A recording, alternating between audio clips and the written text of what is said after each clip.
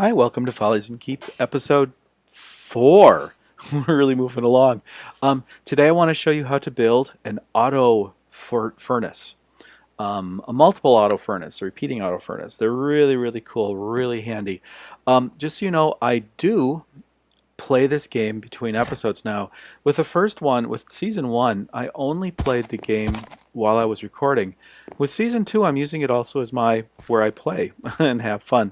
So um, mainly this season's going to focus on building that village, but I'm going to be doing a lot of building the village and prospecting this big hole that's beneath the ground where we're standing. Um, However, between I do go off and I've got some other areas of the world that I'm exploring, and basically I'm just going to keep working with this same game as where I live now in Minecraft. But I will keep coming back here for episodes related directly to what's happening here. And I have put up some signs, make things a little bit more pleasant in here. And you'll see that there is a new skylight over the foundry. And I've got a boardwalk that I've put in because Sammy was having a lot of trouble with this approach. And I think what I'm finding is that with horses and with mules and donkeys, a too wide walk is really, really good for them. And again, just swimming in horses. I'm really happy about that. That's really cool. I think we give, whoa, whoa, whoa. No, don't. Oh, you dummy.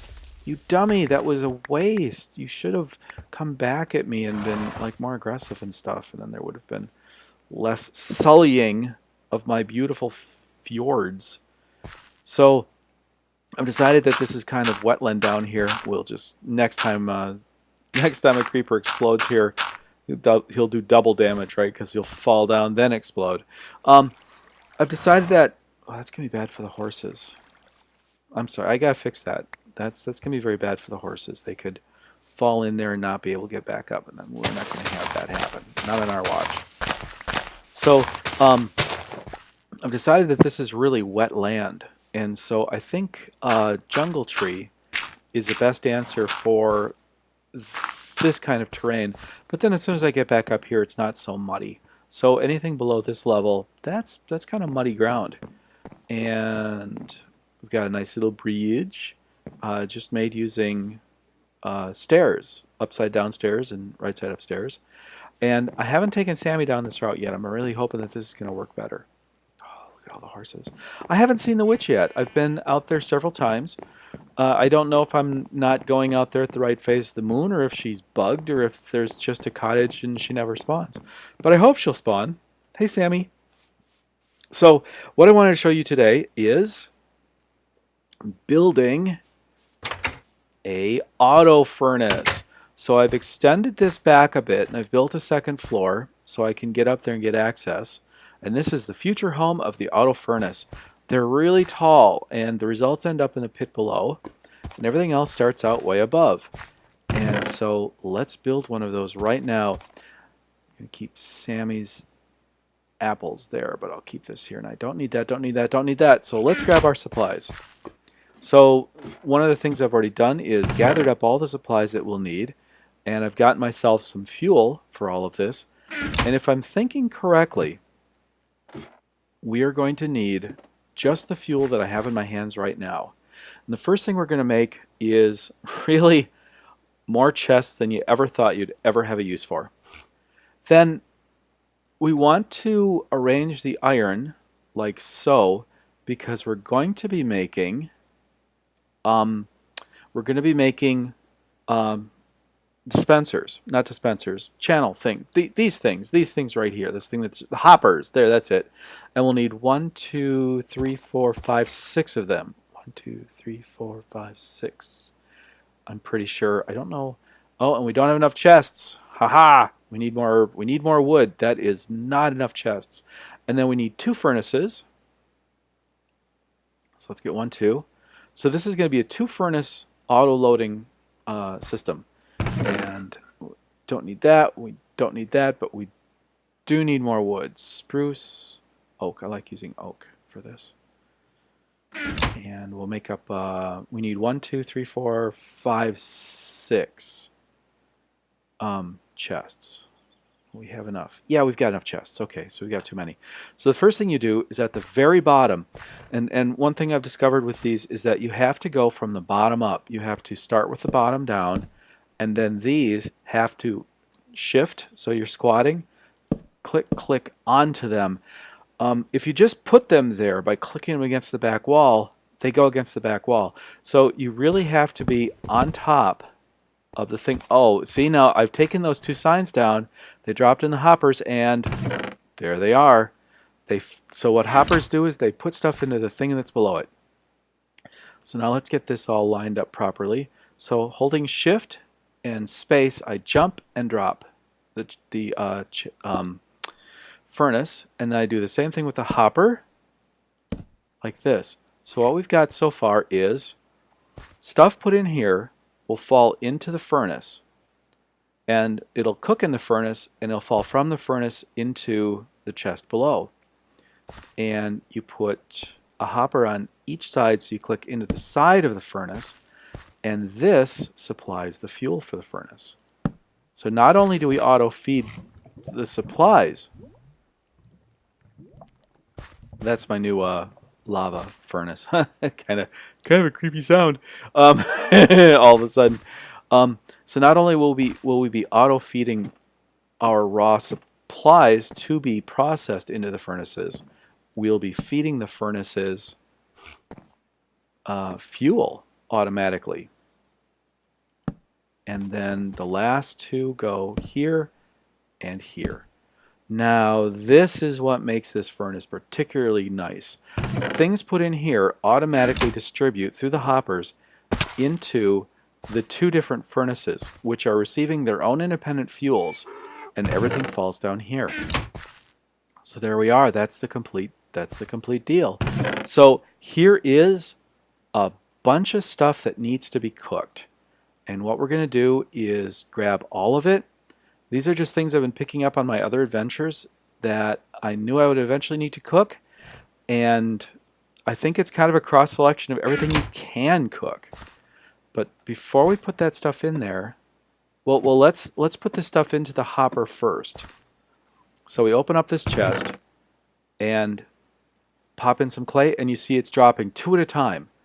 Drop in some clay balls, and it's dropping 2 at a time. So this thing distributes super fast. And of course what's happening is that each hopper is getting some of the items, but not all of them. And the furnaces are already loaded 4 and 3 with half of the items that I started with. So then let's put in some iron and some ores. And so the order things go in is the order they cook. So if you want to set priorities for things, you can move something up to the beginning of the queue and see the iron's already popping in. Now let's get our furnaces cooking. Now with something like this, where you've got, I've got hundreds of things to cook. Now we're at a point where cooking with lava makes a lot of sense. It really makes tremendous sense. If you put in coal, and we'll put in coal on one side just to show you what that looks like. I don't like clicking on things with buckets in my hand. If you put in coal, then the coal slowly feeds through the hopper into the furnace, and you can see the coal's still stacking up, and that furnace is already going, and this hopper is just basically passing through the coal as fast as it can. But as soon as the furnace is full of coal, then it will start feeding in lava. See, and there go those lava buckets, and they stack up in the hopper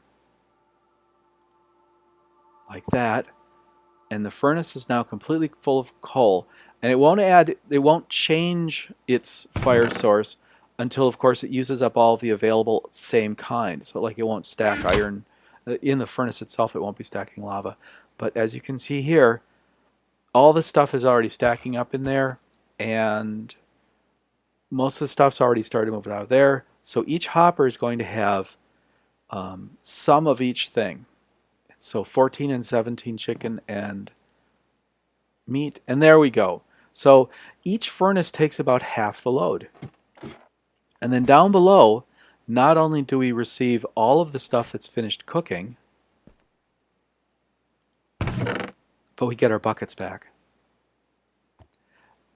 And right there at that moment, it becomes absolutely free to use lava to work through massive amounts of materials. So now every time I'm adventuring, all I have to do is run home, come here, drop a bunch of stuff in here, you know, just throw everything I have that needs to be cooked up in here. Make sure I've got some lava buckets going in these. Well, so I need to go get more lava now, don't I? But I have one set of buckets that I'm recycling and will constantly be reusing for lava. So when these lava buckets are empty, I just take a stack of buckets to my nearest lava source, and I get some more. And as soon as we open up a doorway to the nether, which I haven't done yet, normally by now I've gone to the nether, but that's something I want to do on camera. So when it comes time to do that, I'm going to actually do that the real way. We'll actually set up a real adventure where we do that. Whoa, it's already evening. But that is our auto furnace. And that's kind of why I got that little skylight there. This place is getting kind of dark. And when it's night, if the furnace is going, it's rather nice. And I suppose I could have built that over here in this space and put the skylight over here and still had that be an earthen wall. But I kind of like the idea of making this kind of factory look to it, where there's the extra floor above and stuff like that. I like that. That looks nice. And they're working. And there's something about having machines working for me when I'm not there that really appeals to me a lot. I love that. I love that so much. And excuse me, let's see how we're doing here. Still cooking through that brick. I love the brick. I really, really love that baked clay look. So we're going to be making a keep out in the desert somewhere with that. Excuse me, that adobe brick kind of look. And I've got some bricks in there so I can start putting up some normal fire brick. I haven't done anything here. I haven't even mined out that coal that's on the left-hand side since the last time we were here.